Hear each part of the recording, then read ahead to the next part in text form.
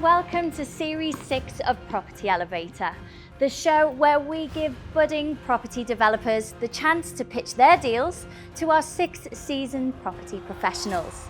These are John Howard, Ranjan Bhattacharya, Paul Mahoney, Nicholas Wallwork, Hayley Andrews, and Scott Marshall, or who we call our property investment angels.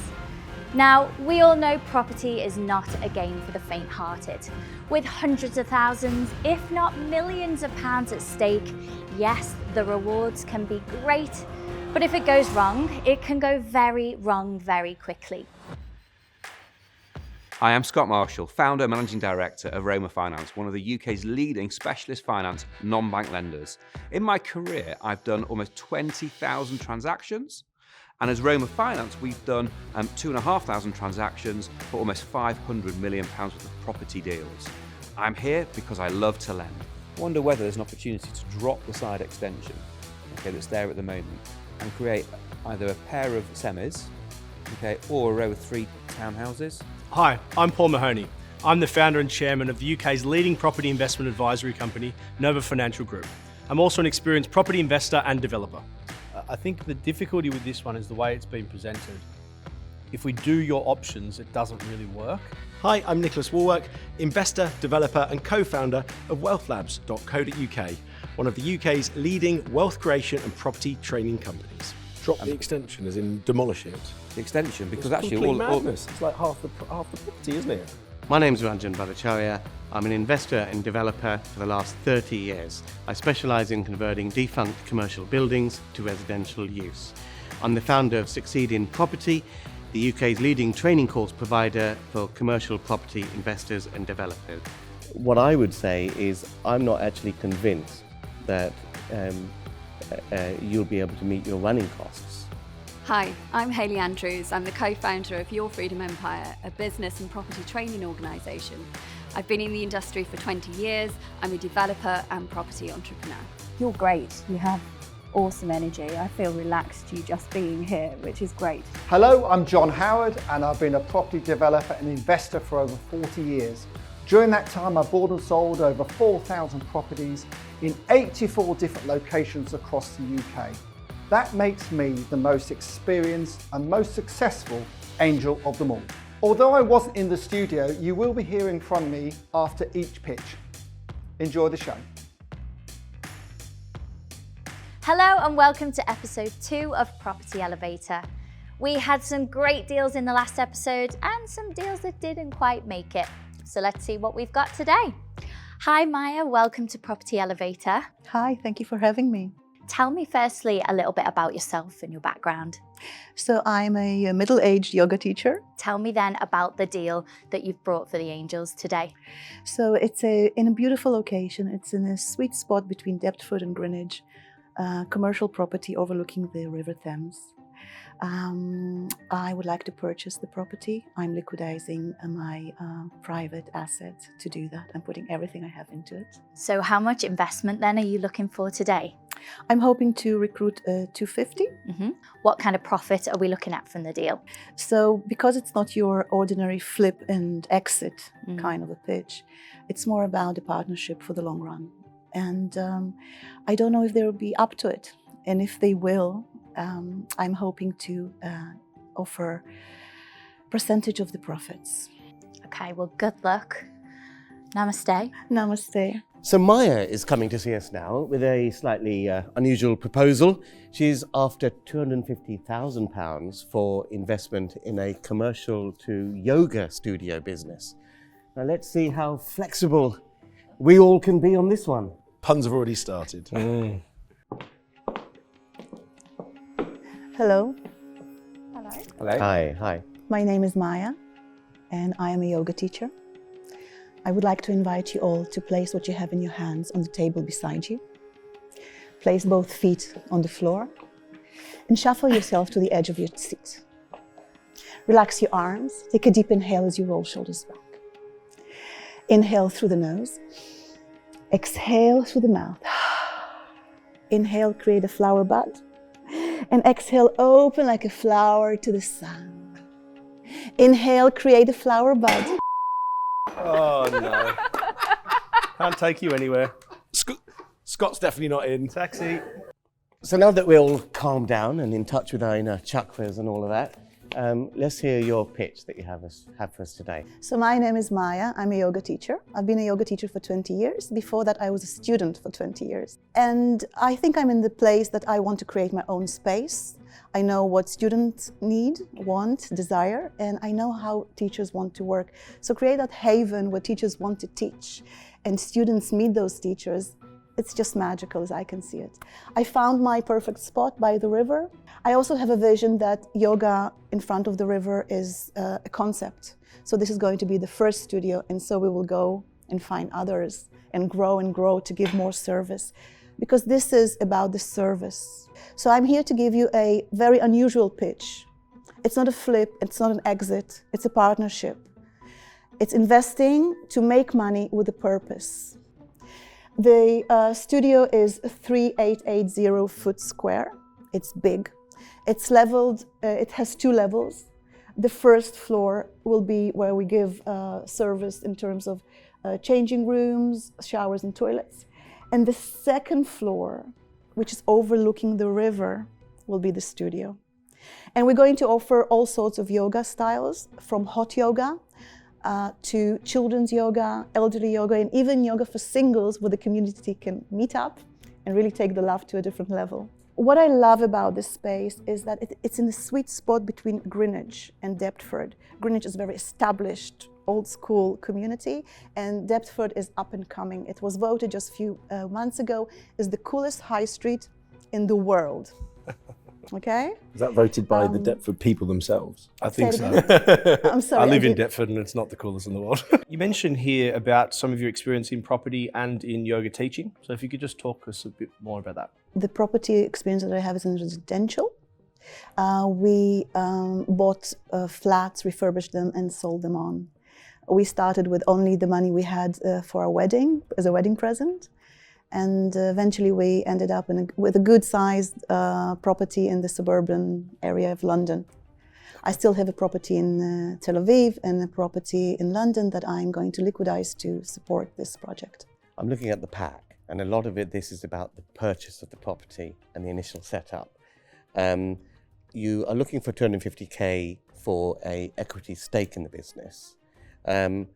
To properly gauge that, have you got any projections on, the turnover that you're expecting, the profit over the next few years, things like running costs as well, utility bills, and also marketing to get up to the level of where the classes are all full, and staffing levels that are required? Basically a business plan of the operations for the next few years. Yes, as I said, this was all very last minute for me. The spreadsheet is there and it's forming. It looks like within 10 years I will be totally I have totally returned my investment. But if you're making money and you're doing it on Zoom and you're making good money, is that money going to actually then cover the cost of it's an expensive building, it's going to have higher operational expenses, you've got to fit it out, you've then got to market. Have you actually got any projections on how many people? Is it a membership? How is the business model going to work? All my equity is going into that. That's over $1 million going to purchase. And then I'm hoping to get mortgage. So some of my equity will stay aside to run, at least to have a pot for the first year, to be comfortable, to do what I need to do comfortably and not stress about it. The business plan is such that we have a mixture of possibilities. People will come and drop in if they want to, and they will pay £18 a class, or they will have a membership for $9.99 a year, and they come as much as they want, up to 3 classes a day. And have you projected on how many people you would have to have through the doors, how many classes per day, how many staff you need? So we start with 4 classes a day, Yeah. 7 days a week for the first 3 months, and we expect 25 occupancy of the studio. The studio is 70 mats. What I would say is I'm not actually convinced that you'll be able to meet your running costs from the memberships that you hope to get in an appropriate timescale. The business rates and all of that are quite high on a building like this. And We've dealt with a few gym operators who, rent office buildings from us and that kind of thing, and they tend to want a little bit more space than this to make those viable. I like your sort of vision and energy, but there's just not enough here for me to evaluate this today. I understand. Based off the numbers I've just done very quickly, off the £18, 4 days a week, 4 classes a week, 7 days a week. To begin with. For the first 3 months, but just kind of projected that out to the year on how you will grow. I agree with you. I don't think that you will earn enough to cover the building, the operational expenses, the staff, insurance. You really need to think about all of that and then have a look at the product that you've got on offer. You're great. You have awesome energy. I feel relaxed you just being here, which is great. You clearly love what you do, and that's fantastic, but this needs to be a proper business proposal for you more than anything else, because we can love doing what we're doing, but ultimately you need to be able to make money out of it. And if you're asking for investment as well, you need to be able to show how or what that investment is going to be going towards. I think you're great, but there's not enough. I didn't produce the numbers. I understand. Yeah. So for that, I'm not able to actually make you an offer at this stage. One question though, why are you jumping straight into buying a £1.1 million studio rather than just renting one? Fantastic. So as you can see in the pack, I started negotiating a long, long time ago. And when we started negotiating, it was for rental, fit out, and to have this place for 15 years.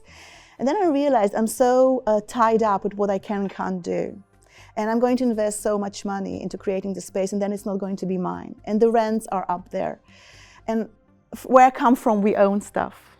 Good answer. I mean, I kind of agree. Spending 250 grand on a fit out and then giving it back to them in a few years doesn't make a lot of sense. The £250,000 that you're proposing from us, you don't really need it, do you? So I assume I have cheaper money to get.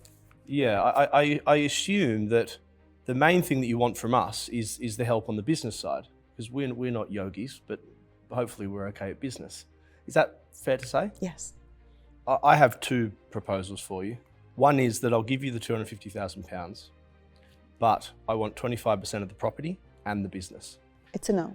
The other is that I don't put in any money, but I help you on the business side of the side of things, and I have 25% of the business. Thank you, but no. Can we negotiate how much you want from the business? Well, obviously all of this is subject to the business plan stacking up, because we haven't seen it and all the rest. So there will be a back and forth on that, but that's my proposal as it currently stands. Okay. I would like to match Paul's offer at 25% of the business to mentor and partner you. I'd help you with the fit out with all my property expertise. I would help you with marketing. We would promote you on our platform for free. We would work with you to build the business together. You're looking for a business partner that does know the numbers, and when I get into the numbers, I'll help you with those clearly. But the marketing, the partnership around mindset, mindfulness, and then using that to tap in also to the market of people that want to become successful. So it's not just for Calm and the side that you're promoting. Actually, if we tap in to use that tool to become successful in your career, in your work, in your investments, that's even more powerful than I believe your model alone or my model alone. I mean, if I can just make a point there, it's very difficult starting a new business. You need to focus on this. Online can follow. You don't want to be doing both at once. Well, we already have that. That's what I'm saying. So we have the platform where we'd be able to launch that for you within weeks. So that is not a new business. And would you consider less than 25%? What would you be proposing? 5. 5? Yes. But no, I certainly wouldn't be interested at 5%, I'm afraid. Yeah, 5% it doesn't get anyone excited, but 25%, it's half worth it. I understand. I need to You have think. some proper money offered from me. Have a little lot of think. babble from Nicholas. The reason I'm doing it is because I feel that it's the locality, it's the community that we will serve. And so the online presence, which is fantastic, what you described is just really wow.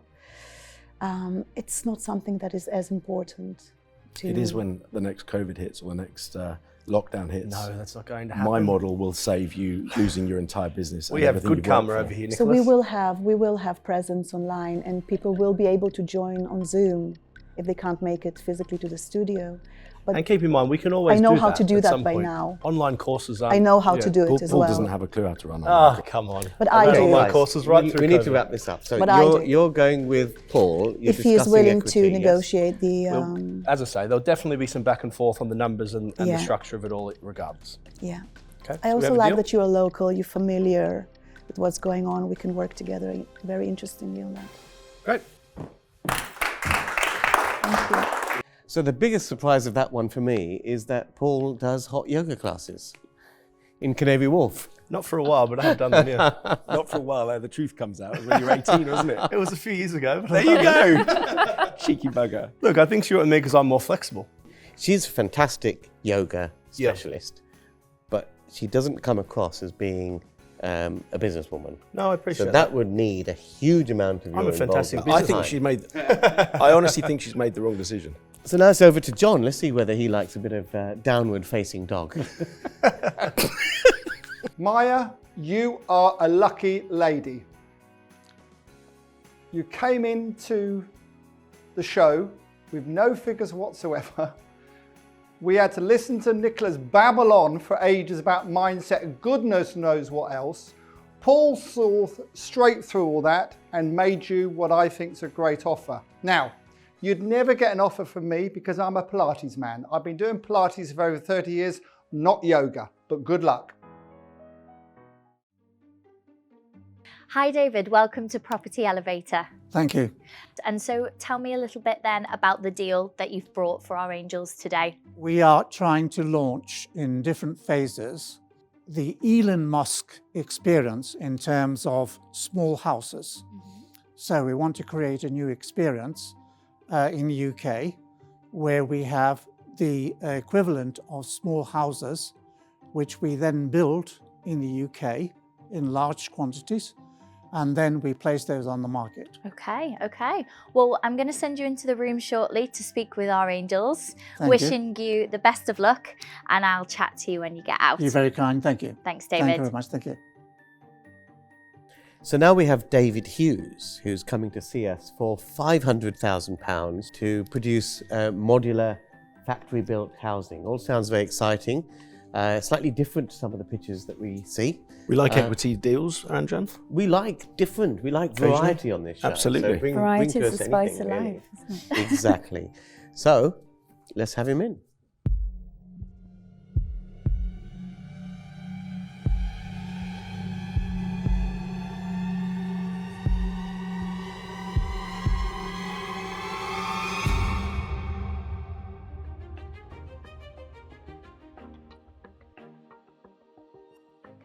I'm David.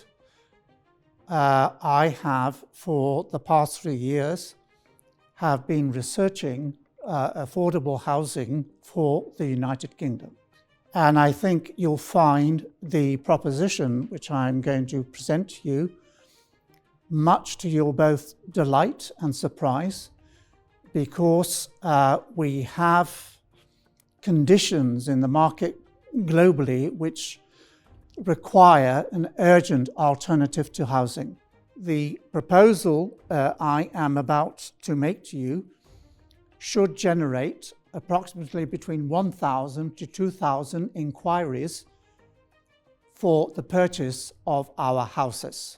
These houses would have, in terms of Model 1, the average price of £99,000, which then could be adjusted by yourselves according to the elasticity which the price will permit.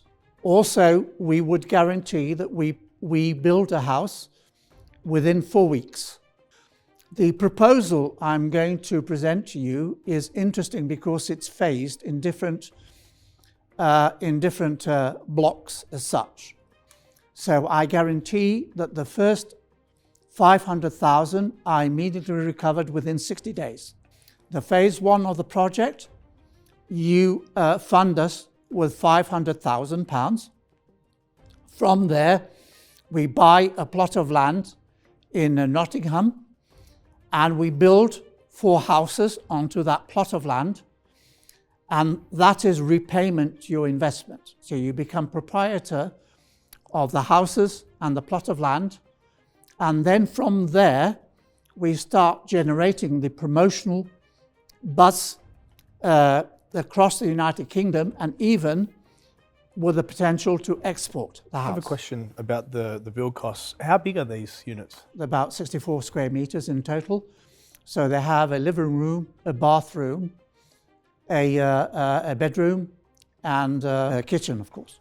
Okay, so that works out at what, £170 a square foot or something to build there or thereabouts? Yes, that's correct, yes. So it's not that much of a saving from traditional construction. Yeah, so we have a calculated cost of £99,000 for the one bedroom. I can build that in bricks for £100,000 or there or thereabouts. I appreciate that. However, we still have or is the time factor that is the differentiating factor? Yeah, I mean, this goes not up in necessarily was it 4 weeks, time. you said? Yeah. So okay. The advantage is that currently there's enormous difficulty in sourcing labour.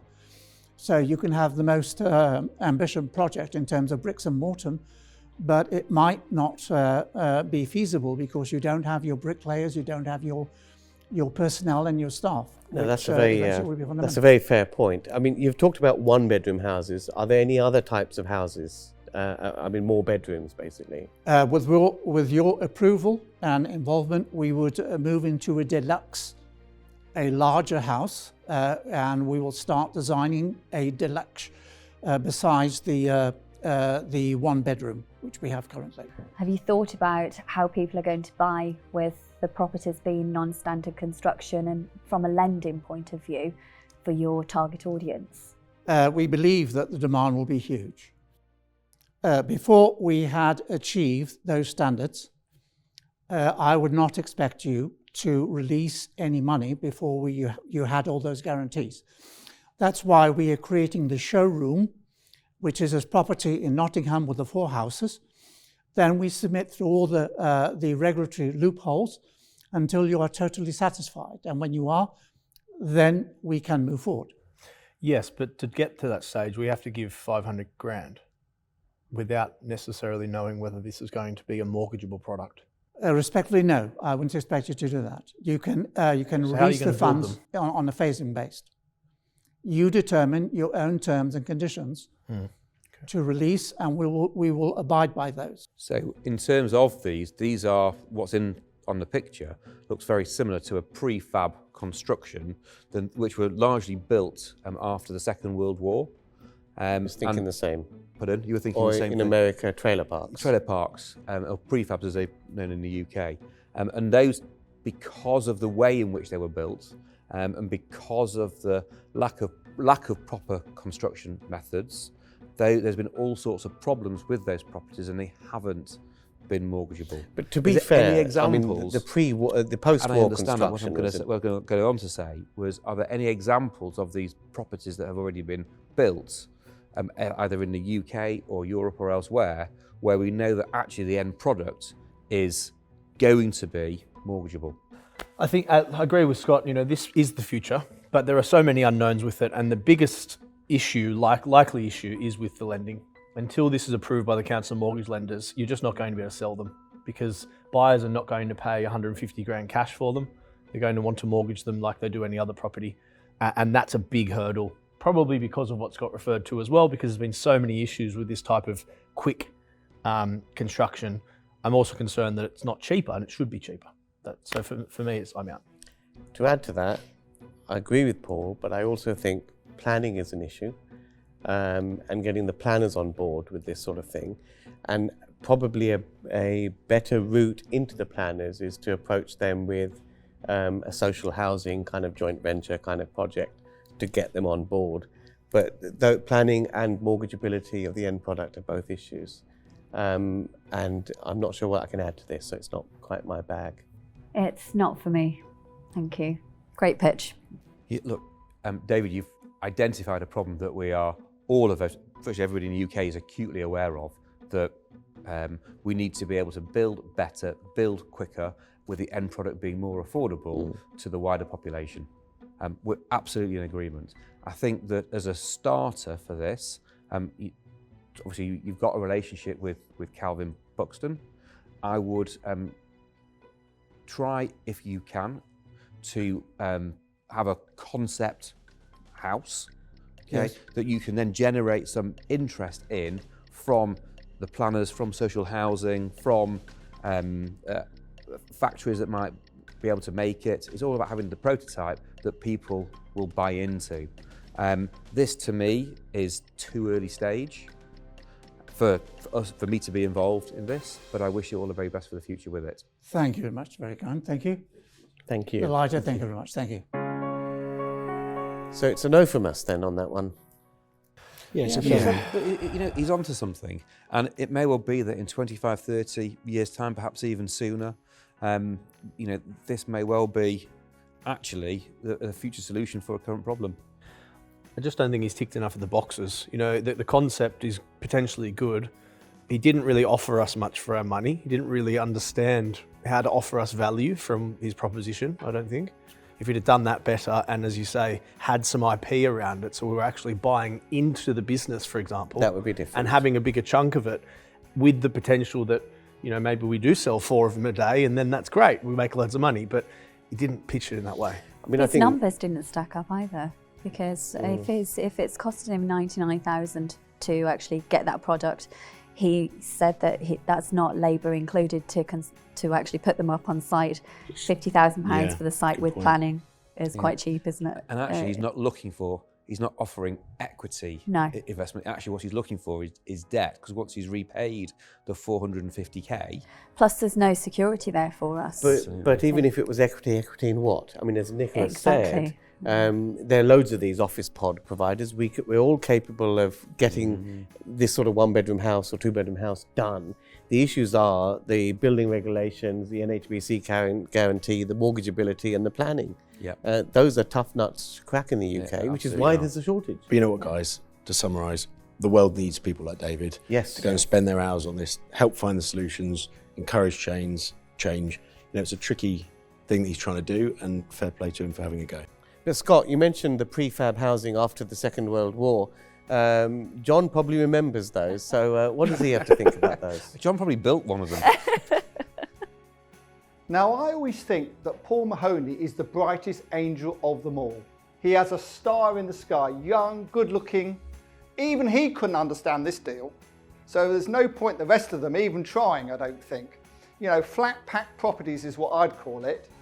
And they're not cheap enough yet to be rolled out. Until the national house builders pick up on this type of construction, there's no way it will be popular enough or cheap enough to make it work. So we've got to be patient. The prices will come down on this type of stuff, but not at the moment. And I can see why it wasn't funded. So David, it sounds like it wasn't quite the outcome that we wanted, but with a little bit more research and a bit more due diligence, maybe a conversation in the future could happen with the Angels? Yes, indeed, yes, of course. Yeah, and yes. So how are you feeling? How was the overall experience? It was very interesting. So I benefit from wisdom and experience, and I'm very grateful for that. Good. And so do you think you'll try and continue on with the development? Oh, yes, indeed, yes. Yeah, good. Yes, of course. Yes. It sounds like you're really trying to find a solution to a very big problem that we have here in the UK. Thank you very much. Wonderful Thank experience. you. Thank you very much. Thank you. Aimee, Jordan, welcome to Property Elevator. Thank you for having us. It's really exciting to see you both here today. Tell me firstly, where have you come from? So we've come from Aylesbury in Buckinghamshire. And is that where the deal is located as well? No, so the deal is located in High Wycombe in Buckinghamshire as well. So tell me more about the deal then. What is it and what are you looking for today from one of our Angels? So the property we found is currently a large 4-bedroom detached property. And the interesting thing about it is it's situated on a large plot. So on the corner of the property, you could actually build a new house next to it. And how much potential profit then is there in this deal for one of the Angels? Maybe anywhere between sort of 46,000 and 100,000, and the other will be in excess of 200,000. I'm going to send you in and I will have a little chat to you when you get out. My fingers are crossed for you. Thank you. Thank you. Right, guys, this is what has to be one of the most meatiest pitch decks we have seen from Aimee and Jordan, who are up to see us now. Shall we see them? Yeah, let's bring them in. Hi everyone, I'm Aimee. I'm a commercial finance broker. And my name is Jordan and I'm a qualified carpenter. And together, alongside our full-time jobs, we've also built up a property management company. And prior to that, up to this point, we've also carried out a number of our own property refurbishment projects, which you'll see listed at the back of the pack that we've provided you with. Now, the deal we bring to you today is currently a 4-bedroom detached property. It's situated in an affluent part of High Wycombe, just a stone's throw away from Bourne End and Marlow. The 4-bedroom detached property was originally built as a 3-bedroom, however, it's had a substantial 2-storey extension to the side. Now, the interesting thing about this property is it's situated on a large corner plot, and from the research that we've done, we reckon you could fit an additional 5-bedroom detached house on that piece of land. And we've come up with 2 schemes for this development. So the first scheme is to purchase the entire plot, to refurbish the existing property, bringing it up to a higher standard and increasing the value, and then to apply for the planning on the side plot for the 5-bedroom detached house and build it out. Scheme 2, which is our preferred option and a more direct route, is to obtain the land via an option agreement, gain planning permission, and then carry out the development. Now, due to the current economic climate, we have looked at ways that we could potentially de-risk this opportunity. The first one being is that across both schemes, we have looked at the potential of applying for the planning on the plot and then selling that on to a developer or builder. The other thing we can do is that on scheme 1, we can do a very light cosmetic refurbishment on the existing property to allow us to put it on the market straight away, do a bit of staging on it to sell it and pull in some capital quickly. So scheme 1, the £700,000 purchase price that we've listed is the asking price, and we do believe there may be some room for negotiation on that. And similarly, the cost of the land has not been agreed yet, so it's just the number we've come to after reversing back from the GDV, and we'd hope to get the land for a bit less than that. And then finally, the GDV figures that we've estimated are based on the comparables over the last 12 to 18 months, minus 5% to allow for any market corrections. Thank you for listening, and we look forward to answering any of your questions. Well, I think I'm going to dive in and ask a couple of questions. Great proposal, great pitch. Have you done anything in terms of a planning feasibility on the side plot and the development potential? So no, we haven't, and that is part of the reason why we're here. We've never gone through a planning process before. We've only done sort of internal properties that are existing, so that's why we are here to ask for some to join up with someone who's got the expertise in doing that. I mean, the reason I ask is because this building does look like a relatively recent building. It looks 1980s type of construction, and at that time there were usually reasons why corner plots were corner plots. It's to do with developing too close to the street and the corner and all these street elevations and stuff like that.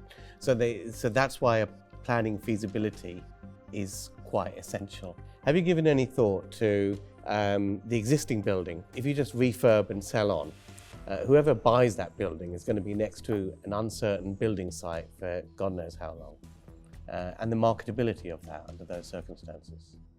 So on the scheme 1, to do the light cosmetic refurbishment, that will be very much a quick turnaround just from our experience of doing refurbishments. So that we could potentially sell that quicker. Before planning has actually been granted, and we're going through that process, so it could. Yeah. But the first scheme, obviously, where we're uplifting the value, that's going to be, the planning application will be in at that stage. So you're right, there may be some challenge in selling that at maybe the price that we want to. On your plan here, there's a plan view. Is that a garage at the back that's part of the plot, or will it have a big enough garden if you go and create this extra big family home next door to the existing one? Yeah, so there is a garage at the back, which is part of the freehold. So that you will have the garage, and along that strip, the gardens are all the same size as well. Okay. So would you be demolishing that garage then to make good garden space, or? It's an option, definitely an option, yeah. Okay. So you mentioned that they've got it listed for sale for 700,000, but you think it's worth about 640. Do you think you'd be able to get it for 640?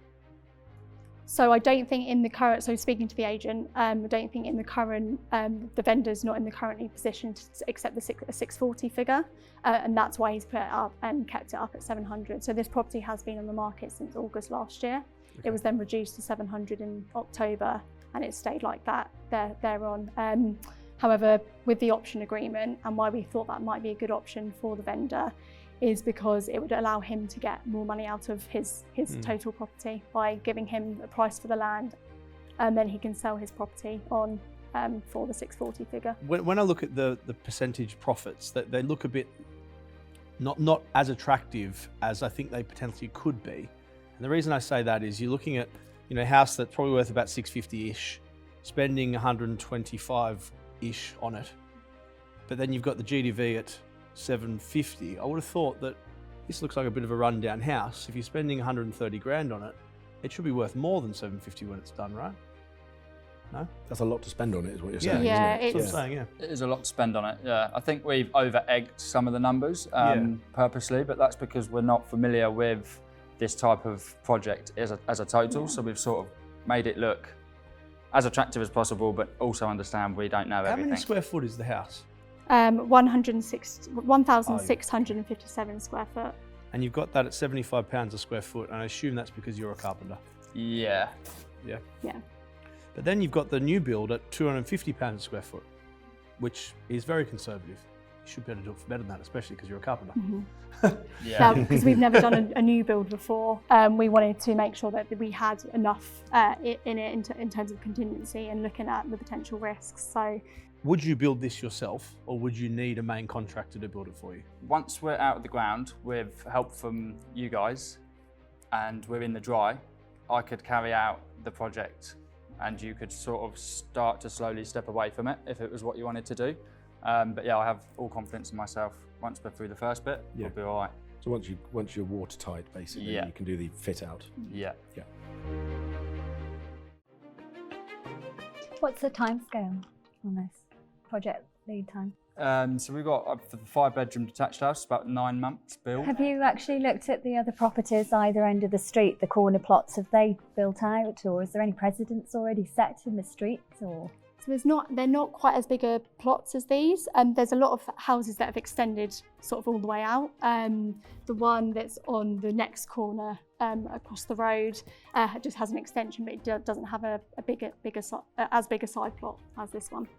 The other thing as well is down the side of the road, there's no drop curb, so there is parking all the way down the side, and the houses then go to the back, so there's houses at the back on another road and nothing at the side. That it isn't normal that you walk into a property, go through the dining room to get to the kitchen breakfast area. I wonder whether there's an opportunity to drop the side extension, okay, that's there at the moment, and create either a pair of semis, okay, or a row of 3 townhouses, because you've got the space to be able to do that. And actually, by creating value in that way, you're not building a 5-bedroom house where the land is space conserved. I think there's potentially another angle for you to consider, which is actually not doing a huge amount of damage to the existing layout. Drop the extension and put either 1 or 2 houses adjacent to it. Drop the extension, as in demolish it. The extension, because it's actually madness. It's like half the property, isn't it? You're gonna have to rebuild that at some point, or maybe reconfigure it, because you've got the existing end wall of the current structure before the extension there. Well, so I think the terrace idea is a good idea. Yeah, just to build off the wall, but maybe do 2 smaller 2-bed terraces. 2 smaller 2-bed terraces. That's adjacent. more down the line of, I think, where you should go with it. Yeah, I agree. So admittedly, we actually we're did. Agreeing, Scott, for a change. Admittedly, we did actually, the original scheme was to have 2 semi-detached 2-bedroom properties, but what we hadn't taken into account was the national space standards of, I think it was 70 square metres. 70, yeah, 71, 72, so we did sort of drop that scheme and focused on just building 1 property there. So yeah, I'd love to hear your thoughts on Listen, that. I think we should be proceeding to doing some business now. We've done enough talk. Scott? What concerns me with this, look, let me just take a step back. The 2 of you are very credible. The pack is one of the best packs I've seen. A carpenter is one of the few, is the only trade that sees a project all the way through from start to finish. And with your mortgage broking background, obviously you understand the finance world very well. I don't think that the current scheme, putting the 5-bedroom house in a side garden, is a doable option. But I would be interested to A, work with you on future projects, but B, if this could be reconfigured into either a row of 3 townhouses or a pair of decent-sized semis, I think there's a deal here to be done. But at this moment in time, with what's been proposed, this wouldn't be one that I could do. But please do come back to me if it's able to be reconfigured. Thank you. Okay, thank you. Paul, do you want to have a go next? Yeah. Oh, he's smiling. He's smiling. Might be your lucky day. I was smiling, and I've been thinking about this. I think the difficulty with this one is the way it's been presented. If we do your options, it doesn't really work with an investor on the basis of 15, 16% net profit, and then splitting that in half. That's it just waters it down a little bit too much, and the unknowns are. I don't really know this location, and therefore I don't know what we can make it to, if that makes sense. I think there probably is some costs you can squeeze out and maybe some GDV you can squeeze in, but I don't know the answers to that question, and therefore I don't have the ability to confidently offer on it. So on that basis, I'm out, but if no one else offers you, then I'd be willing to have more of a discussion around it. Okay. So exactly the same answer as mine. Thank you very much. Nicholas, do you have a less wishy-washy answer? No. It's a tricky one, isn't it? Because I don't know whether to make you an offer on this on the basis that we're going to go and do something else so I can cut the other angels out of the equation. So that's exactly what I'm going to do. I'll offer you any top-up of money we need over and above your own funds and the senior debt, but I want to offer you a longer-term partnership as a joint venture for 40% of your business. Okay. Not just this deal. So I want a better deal than this. So if this doesn't work out, we're going to go and do other deals. Okay, thank you. And hopefully that cuts them out. No, I agree with everyone else. There's just not enough information to make a solid offer and be confident that you're making the right decision. But I really do think that there is a deal here to be done. I love you guys. I think it's great. I love working with husband and wife as well. I think it's a great combination. It always works really well. I've got to think about this now. Do I want If she has to make think an about offer? it means she's not serious enough, guys. No. Would you be happy to share it? Yeah, why not? I'd be happy Be to fun. go 50-50 with Nicholas. Cool. And 50-50 with you. Thank you. Awesome. Okay, there you go. So that's 40%. But we would have to reconfigure it, I think. I think there's a better It needs, deal it here. needs working for sure, Yeah. without a doubt. And we need to do the full planning appraisal. We're at that point where our experience can help you is maximising this opportunity. And if it doesn't work, we're still going to talk to you about other stuff as well. So, Brilliant. is that everyone? Well, it's not me. I haven't pitched in yet. Listen, I love you guys. I wish you'd presented a deal that was a bit more up my street, really. I think you've had a great offer here from Nicholas and Hayley. A great combination to help you guys, and you should take the offer seriously, or the others on the table. Okay, so just to summarise, you got an offer from Nicholas, which is basically 40% for this deal and to invest in your business. Yep. And Hayley is also offering in partnership with Nicholas. Yeah, so it'll be 20% each. Yeah. So 20% each. Any top up of the equity they need. So those are your two offers. What's your decision? Or none of the above? We'd like to accept both your Both of offers you. together. Really looking forward to working with you you both. too. Thank you. Thank you. Brilliant, well done. Thank you very much.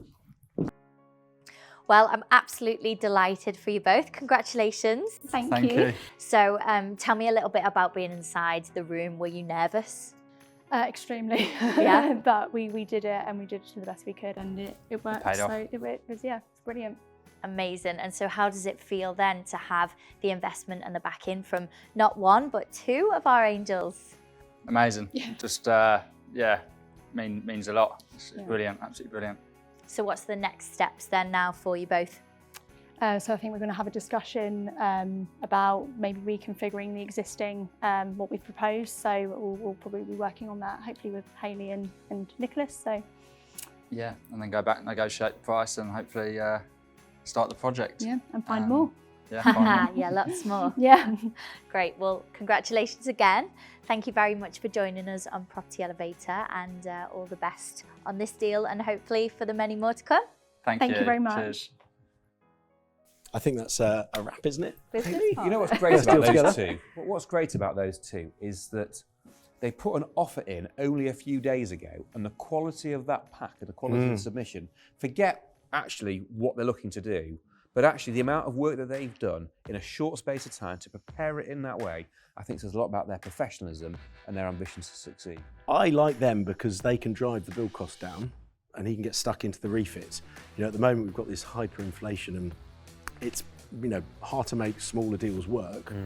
With these guys on and their, you know, network of local tradesmen, I think they can actually deliver this cheaper than, you know, your average developer that's paying top Listen, whack. I love their ambition, and you know, I'm a bit confused by what you guys have offered on.